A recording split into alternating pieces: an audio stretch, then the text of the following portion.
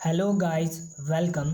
तो पिछली वीडियो में हमने देखा था कि इंटरनेट क्या है और इंटरनेट कैसे काम करती है। आज के इस वीडियो में हम जानेंगे कि वेबसाइट क्या है और वेबसाइट कैसे काम करती हैं। तो अगर आप गूगल करोगे तो आपको पता चलेगा कि वेबसाइट बहुत सारे पेजेस के कलेक्शन से बनता है जिनका कंटेंट आपस में मिलता जुलता है।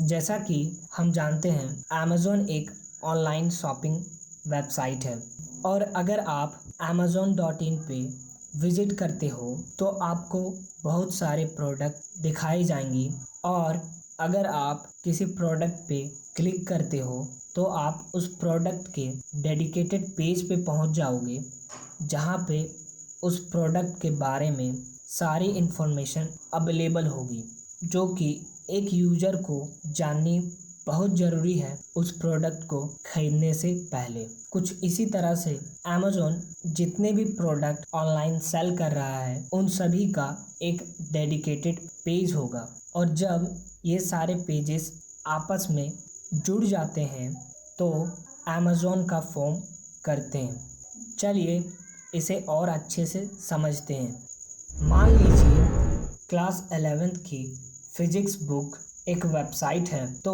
उस बुक के हर एक पेज पे जो इन्फॉर्मेशन लिखी गई है वो कहीं ना कहीं फिजिक्स से रिलेटेड है और जब ये पेजेस आपस में जुड़ जाती हैं तो बुक का फॉर्म करती हैं। कुछ उसी तरह से जब बहुत सारे वेब पेजेस आपस में जुड़ जाते हैं तो वे वेबसाइट बनाते हैं।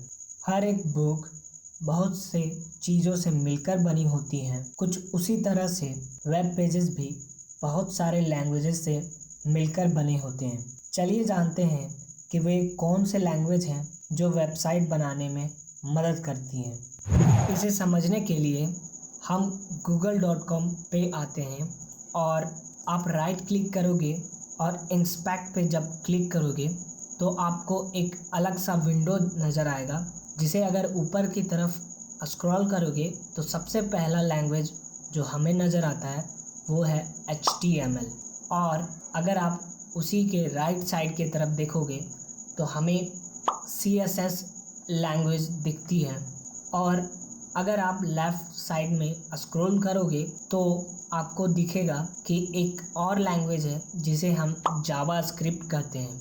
तो इससे हमें पता चलता है कि वेबसाइट 3 तरह के लैंग्वेज से बनी होती हैं। पहला HTML, दूसरा CSS और तीसरा जावास्क्रिप्ट। चलिए जानते हैं कि ये सब लैंग्वेज किस के लिए यूज होती हैं। तो अगर हम google.com को एक घर मान लेते हैं तो HTML हर एक वो चीज़ है जिनकी वजह से हम अपने घर की स्ट्रक्चर को बना पाते हैं, जैसे कि ईंटें और वे आयरन रोड। CSS वो कलर डिज़ाइन ऑब्जेक्ट्स हैं जिनकी वजह से हम अपने घर को अच्छे से डेकोरेट कर पाते हैं और जावास्क्रिप्ट वो स्विच है जिनकी वजह से हम अपने घर के अप्लाइंसेस को कंट्रोल कर पाते हैं। Let me show you a trick.